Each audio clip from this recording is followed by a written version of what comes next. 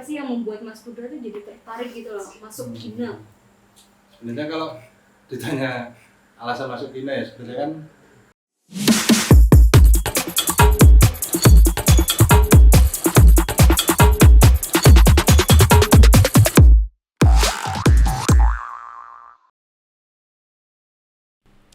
Halo teman-teman, balik lagi di podcast Kina Club UMY. Nah, kali ini kita kedatangan narasumber yang luar biasa banget. Ada Mas Putra di sini yang juga beliau salah satu alumni MM Kina Club. Nah, Mas Putra ini juga pernah di Kina di tahun 2013 ya. Dan pernah menjabat juga loh jadi ketua Kina di tahun 2015 sampai 2016. Nah, Mas Putra mungkin bisa kenalan dulu nih ke teman-teman semua nih. Ya saya Putra Vanki, biasa di Kina tuh dipanggil Putra. Terus kalau pekerjaan saat ini saya sebagai marketing komunikasi di salah satu perbankan. Terus apalagi ya, tadi udah dikenalin juga kan ya. Ya mungkin itu sih. Mungkin teman-teman mau tahu juga nih Mas, waktu di UM-nya tuh Mas jurusan apa sih? Saya jurusan HI tahun 2012. Hubungan Internasional. Tuh, wah, berarti masuk Kina 2013. Jabat jadi ketua 2012 Jabat ketua 2015 sampai 2016. Oh, di Kina dulu Mas Putra, kalau aku mungkin jadi scriptwriter juga. Kalau Mas Putra dulu apa di Kina? Di Kina mungkin lebih banyak sih sebagai video editor ya. Cuma emang karena dulu kan kurang ya orangnya, jadi ya skrip juga, terus produser juga sih beberapa kali. Banyak ya ternyata. Enggak, soalnya di Kina dulu kurang orangnya. Jadi berapa orang tuh dulu tuh? dulu mungkin 16, sekitar 16. Terus harus kayak 3 kali produksi setahun, 3-4 kali produksi setahun. 16 berarti semangatnya yang benar-benar bikin Kina sampai sekarang. Bingung LPG-an sih lebih tepatnya. Iya benar. Ayo Mas, aku ini banyak banget pertanyaan nih dari followers nih. Dari followers Kina ada banyak banget yang nanya nih. Jadi nanti kita bakal bahas tentang Kinadoskop juga nih Mas. Jadi mungkin sebelum kita ke situ, aku pengen nanya dulu tentang, aku pengen kepoin nih Kina waktu dulu di tahun 2013 waktu tahunnya Mas Putra. Itu bagaimana perjalanannya Mas Putra waktu Kina Club dimulai, dan apa sih yang membuat Mas Putra tuh jadi tertarik gitu loh masuk Kina? Sebenarnya kalau ditanya alasan masuk Kina ya sebenarnya kan dulu itu HIUM ya khususnya tahun 2011 sampai 2014 tuh banyak banget orang yang salah jurusan. Sebenarnya mereka tuh pengen masuk komunikasi di kafe di mana tapi nggak keterima lah. Salah satunya itu juga saya. Saya dulu karena pengennya masuk DKV ITB kan, terus nggak lolos jadinya di HI. Berarti 2015 sampai 2016 tuh Mas Putra jadi ketua. Itu gimana sih Mas Putra jadi ketua waktu itu gimana rasanya itu? Sebenarnya kan kalau di Kina tuh agak lupa sih tahunnya berapa, cuma dari tahunku sama tahun bawahku tuh nggak ada orang yang mau nyalonin diri jadi ketua itu loh. Jadi tuh baru kayaknya angkatanku sama angkatan bawahku tuh jadi kayak cap cip cup gitu loh, kayak tunjuk-tunjukan siapa yang jadi ketua gitu. Cuma modalnya kayak gitu sih, karena kebetulan dulu mungkin saya dekat sama teman-teman kan, jadi ya udahlah itu aja daripada nggak ngapa-ngapain juga. Dan Mas Putra selama di Kina berarti dihitungannya hampir 4 tahun ya? Atau udah 4 tahun ya? Belum sih, mungkin ya 3 lebih lah, 3 lebih ya itu. Pasti udah berarti lumayan banyak banget tuh. Sekarang kan Kina mungkin cuman 2 tahun ya masa jabatannya ya. Ya masa jabatan 2 tahun terus demis. Berarti lebih banyak momen nih. Jadi hal apa yang paling menurut Mas Pudra tuh berkesan gitu? Sebenarnya kalau gimana ya, kalau zamanku dulu tuh ya kalau selama kamu masih jadi mahasiswa tuh ya masih kina gitu. Selama kamu masih sering nongkrong di SC tuh ya masih anak kina gitu loh. Jadi demis tuh ya setelah lulus. Kalau ditanya yang paling berkesan tuh apa ya, mungkin cara teman-teman semua waktu itu tuh nyari gimana caranya kita tuh buat ngembangin si kinanya sendiri. Jadi kalau mungkin boleh cerita, dulu tuh kina tuh nggak pernah tertib administrasi itu sejak tahun 97. Lama Ya, banget mungkin jaraknya. teman-teman juga Sampai belum lahir ya waktu 2022. itu. Iya belum. Ya makanya itu terus kebenaran juga waktu itu saya sama teman-teman tuh ngurus gimana caranya si kina tuh nggak maladministrasi lagi itu loh. Jadi kayak lah serunya tuh di situ, maksudnya ngatasin kekurangan yang kita punya tuh, terus bikin gimana caranya kina tuh bisa eksis sampai kayak sekarang tuh loh. Sebenarnya di situ sih yang paling berkesan menurutku sih. Itu juga salah satu masuk tantangan juga kali ya. Ya kalau tantangan pasti ya, soalnya kan dulu kan benar-benar di UMY, kalau teman-teman tanya kina pada saat itu tuh benar-benar nggak ada yang tahu Kina Club tuh apa. Bahkan dulu tuh kalau ada yang daftar ngomongnya Kain Club tuh loh. Nggak ada yang ngomong Kina Club, tapi Kain Club. Itu mesti hampir semua anak yang daftar kina tuh gitu. Ngomongnya Jadi Kain. sebegitunya nggak tahu kina tuh apa gitu. Nah, jadi benar-benar waktu itu ya gimana caranya kita nge-branding si Kina Club ini gitu loh. Emang tantangan sih, tapi menurut saya itu hal yang paling berkesan, soalnya benar-benar kita Lalunya sebagai bareng-bareng juga. bareng-bareng juga semuanya tuh benar-benar gimana ya, mungkin kalau bisa dibilang hukum alam sih mesti ada, cuma benar-benar kita tuh ngelewatin ini tuh benar-benar bisa bareng-bareng, benar-benar kita terus bisa survive ya. Mungkin hasilnya ya teman-teman sendiri yang sekarang bisa dilihat. ya bisa menikmati itu ya bisa teman-teman sih. menikmati, bener banget. Jadi itu banyak banget berarti ya tantangan, tapi kalau dia hadapin bareng-bareng itu juga jadi Ya, hal-hal itu yang berkesan juga sampai sekarang, dan terbukti ya sekarang anak-anak Kina yang sekarang juga udah bisa menikmati hasilnya. Mungkin kalau dulu Mas Pudra nggak survive itu kayaknya enggak lah, bareng-bareng lah. bareng-bareng Mas Pudra dan teman-teman nggak survive itu, mungkin nggak tahu ya sekarangnya gimana ya. Ya mungkin ya, soalnya kan emang benar-benar dulu kan yang jadi concern utama pada waktu itu tuh benar-benar masalah branding tuh loh. Branding ya. Benar-benar kina ya gimana caranya orang tahu kina kalau nggak dimulai dari branding kan, istilahnya gitu lah. Makanya itu terus benar-benar kita kayak dulu tuh benar-benar ngeplan si orang-orangnya ini, maksudnya timeline ini per bulannya kita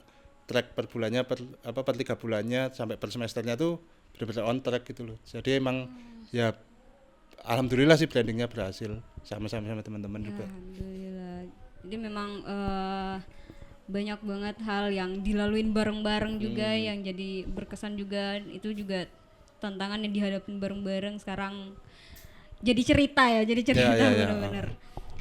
Nah, aku juga pengen nanya lagi nih Mas. Nah, kira-kira waktu dulu di Kina tuh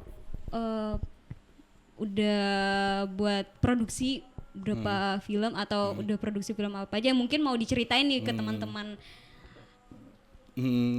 Mungkin kalau dibilang produksi ya sebenarnya kalau produksi bareng-bareng tuh dulu tuh sering tuh loh, maksudnya aku ada ide nih tapi di Kina sendiri nggak bisa ngakomodir ide itu.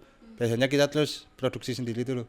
Udah kita ambil beberapa teman yang bisa bantuin produksi, ya udah kita produksiin si cerita itu. Biasanya gitu dulu tuh gitu. Jadi kalau ditanya mungkin nggak tahu ya berapa, mungkin 4-5-5an di segituan lah maksudnya. Spill dong Mas, ada film apa aja itu film yang kemarin Yang jadi diproduksi? dan bisa ditayangin ini sih salah satunya si Pamali. Ini ya nih, Pamali. Ini kelihatan nggak di kamera nih? Nih guys, Pamali. Ini boleh gak sih ceritain dikit? Aku penasaran dulu produksinya gimana. Ini enggak, kalau nggak salah ya soalnya Iya. udah lama banget. Itu tuh kayaknya tuh cerita apa ya? Kalau di sini mungkin ora ilok ya maksudnya. Kayak mitos yang ngomong soal nggak larangan mencabut uban. Itu kalau katanya sih, kata kru kita dulu tuh ini tuh larangan di daerah Jawa Barat kalau nggak salah. Kalau nggak salah ya, agak lupa. Nah itu maksudnya larangan cabut uban malam-malam di apa? Larangan cabut uban malam-malam. Inti ceritanya gitu sih, premisnya gitu. Malam-malam. Berarti malam-malam gak boleh cabut uban ya? Ya, kayak intinya sih gitu sih. Inti ceritanya sih gitu. Cuma kalau ceritanya gimana dan kayak gimana mungkin bisa ditonton ya. Iya. Mungkin kan. Nanti juga apa teman-teman yang mungkin di sini yang pengen nonton nanti hubungi nomor di bawah ini. Editor pusing. Oke, kita masuk ke Kindos nih. Aku taunya Kindos tuh mulai pertama banget itu dari tahun 2014 ya. 2014. Berarti itu masih di jabatannya Mas Pudra juga. Ya, jadi anggota sih waktu itu. Nah, aku pengen tahu latar belakang gimana sih sampai hadirnya Kindos. Sebenarnya kalau Kindos sendiri ya dulu tuh bener sih apa di zamanku dulu masih kita masih ngerancang bener-bener dari konsep acaranya, bahkan nama acaranya pun kita tuh ngebikin itu loh, maksudnya ngebikin si Kinedoskop ini.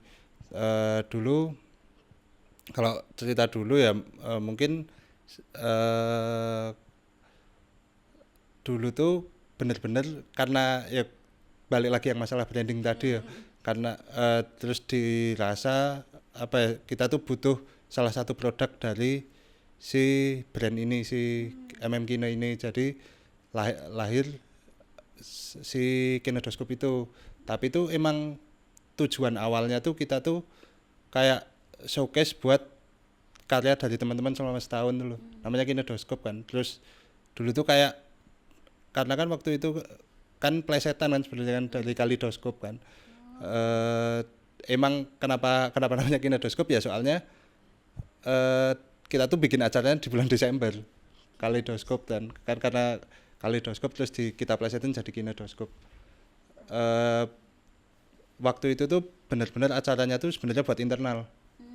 Cuma buat internal kampus UM apa maksudnya internal teman-teman sekampus aja, sama buat ngenalin kalau Kina tuh dulu mau oprek. Sebenarnya cuma itu sih, itu target utamanya tuh sebenarnya cuma itu. Tapi terus karena waktu itu kebetulan juga saya jadi ketua dan cukup ambis ya.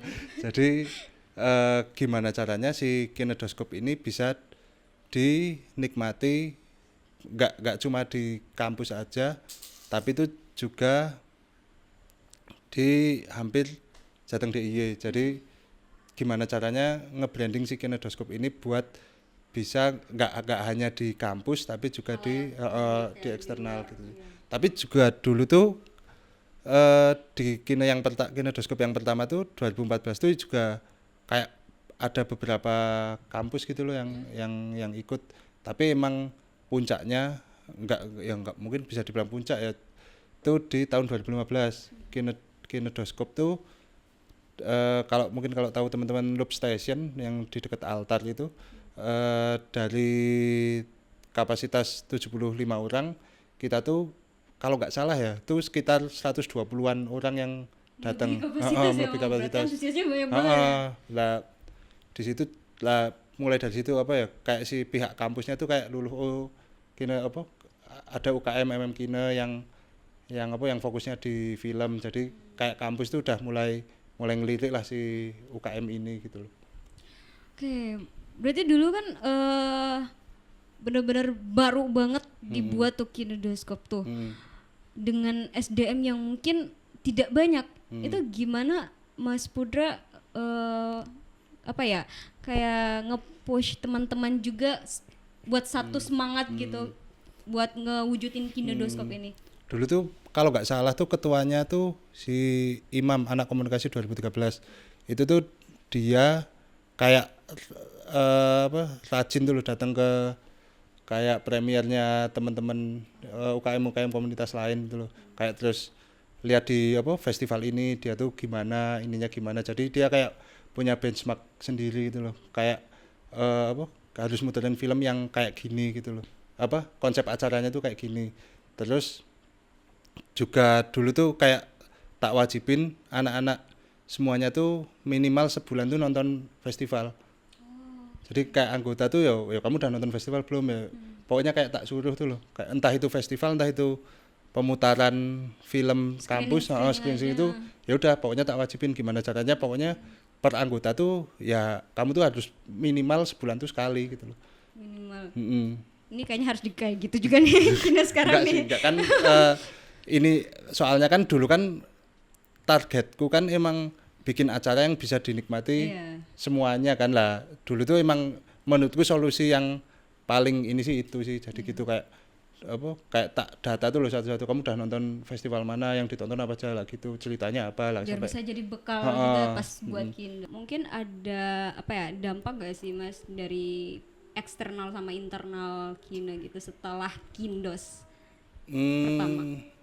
pertama apa kedua? Yang pertama mungkin. Kalau yang pertama tuh mungkin impactnya tuh di internal tuh di pihak apa ya, kayak di jadi banyak peminatnya gitu loh yang daftar. Karena apa ya, mungkin karena dulu tuh UKM yang sepi itu, kayaknya angkatanku tuh kayak 20-an orang, 20-30-an orang yang daftar. Tapi tuh bener-bener yang di bawahnya 2014 tuh bener kayak 100-an gitu loh yang daftar. Itu kan kayak lompat agak jauh ya, maksudnya hampir udah 100% sendiri. Impactnya di di Kinetoskop sih sebenarnya itu sih kalau di internal ya. Tapi kalau di eksternal sendiri lebih banyak di 2015 sih. Soalnya benar-benar itu tuh kayak banyak media yang liput, media online yang liput, terus kayak dari kampus juga kayak seneng gitu loh dengan si acara ini gitu sih. Berarti udah banyak yang kenal tuh dari 2015 dari pihak eksternal kayak teman-teman dari luar kampus. Iya, masih di 2015 iya, maksudnya 14-15 tuh benar-benar kayak kita nge-branding gimana Kina tuh bisa eksis gitu loh. Waktu Mas Pudra buat Kindos di 2014-2015an tuh apa sih tantangan yang benar-benar paling melekat banget? Kalau tantangan tuh benernya masalah budgeting ya. Lagi dan lagi ya. Iya sih, enggak soalnya kan apa ya, maksudnya kan kalau dulu kan benar-benar kita tuh gimana caranya ngehemat gitu loh. Biar karena tuh targetnya tuh bisa dinikmati sama banyak orang, kan otomatis lebih banyak budget yang kita alokasikan buat si Kinetoskop kan. Tapi itu benar-benar sih apa ya, maksudnya kayak banyak kayak dari divisi lain tuh kayak iri gitu loh. Kayak ya PSDM gimana, produksinya gimana gitu sebenarnya gitu sih. Kalau tantangan soalnya kalau budget ya, ngomongin masalah budget tuh sebenarnya mungkin tuh budget kita dulu tuh mungkin nggak ada setengahnya dari yang sekarang gitu loh. Ya itu selama setahun ya, makanya terus kayak gimana caranya ngepres si budget itu kan otomatis gitu sih. Sebenarnya kalau gimana tantangan terberat sih sebenarnya agak bingung ya jawabnya, soalnya mesti kalau ditanya per ininya tuh punya jawaban sendiri-sendiri, tapi apa saya sebagai ketua tuh ngerasanya ya tantangan yang terberat sih ya itu sih budgeting itu. Itu tantangan umum Kayaknya semua. tantangan umum semuanya juga ngerasain. Kita nggak ada uang nggak bisa jalan. Ayo Mas, selama Kindos juga nih, mungkin ada hal-hal unik atau pengalaman yang memang kayak wah ini bener-bener nggak bisa dilupain, ini bener-bener cerita yang paling top banget di waktu Kindos dulu tuh apa sih Mas? Waktu Kindos ya. Waktu Kindos.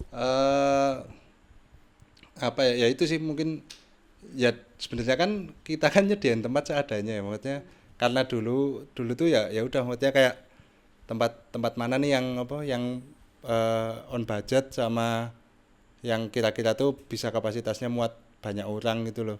Nah terus ya udah dipilih apa, terus karena dulu nggak ada budget KTBY juga, terus kita juga pesimis juga kalau bakal banyak yang datang kan, terus ya udah maksudnya kayak udahlah coba di loop station itu bener-bener ya udah dari apa pihak loopnya tuh bilang pokoknya kapasitas 75 orang, tapi terus karena membludak jadi itu kayak yang alumni itu kayak ada apanya kayak alumni kan terus pada datang kan karena dengar Kina mau bikin apa screening, jadi alumninya itu bahkan sampai keluar tuh loh, ya udah kita keluar aja yang penting apa yang tamu bisa ikut, maksudnya bisa nonton, bisa nikmati gitu sih. Benar-benar kayak ya sebenarnya kita pun nggak nyangka kalau bakal sebanyak itu apa kita dapat atensi sebesar itu, terus kita sampai selesai acara diliput media tuh ya nggak nyangka gitu loh, benar-benar gitu sih. Karena emang baru banget dan langsung dapat sebesar itu, terus dari pihak kampus juga apa terus kayak oh ya Kina tuh udah di track yang benar gitu loh, kayak udah mulai lurus nih. Udah mulai lurus gitu. Wah, berarti emang benar-benar apa ya, itu jadi suatu yang apa patut dibanggakan juga ya teman-teman. Waktu pertama buat Kindos sudah apa ya dapat attention dari halayak ramai juga pada banyak banget. Nah terus ada nggak sih Mas sebelum kita closing nih Mas, mungkin pesan-pesan nih buat adik-adik nih buat adik-adik di Kina, dan juga mungkin ada yang pengen Mas sampaikan sebelum kita close. Mungkin ini ya buat teman-teman semua yang di Kina apa ya mungkin harapan dari kita yang udah pada lulus yang demis itu cuma satu sih, jangan sampai Kina tuh balik lagi ke zaman gak enak itu loh yang udah dirasain sama teman-teman semua yang di atasnya gitu loh. Dulu tuh apa ya kita tuh selalu punya quotes, kita tuh nggak cuma punya 2 mata, 2 telinga, 1 hidung, tapi tuh kalian semua tuh juga punya Kina Club gitu loh. Wow, tepuk tangan. Sangat just. Sama mungkin buat teman semua jangan lupa lulus, udah sih itu aja. Ya bener, tuh dicatat. Catat Ki. Terus oke, teman-teman, itu tadi kita udah banyak banget ngobrol nih sama Mas Putra, banyak banget cerita juga, terus banyak banget yang bisa kita ambil dari Mas Putra, dan mudah-mudahan Kinedoskop di tahun ini juga berjalan lancar dan meriah, lebih meriah lagi ya harapannya ya. Amin. Mungkin itu aja Mas, terima kasih banyak, dan teman-teman jangan lupa like, comment, and subscribe. See you di podcast Kina Club UMY berikutnya. Bye bye.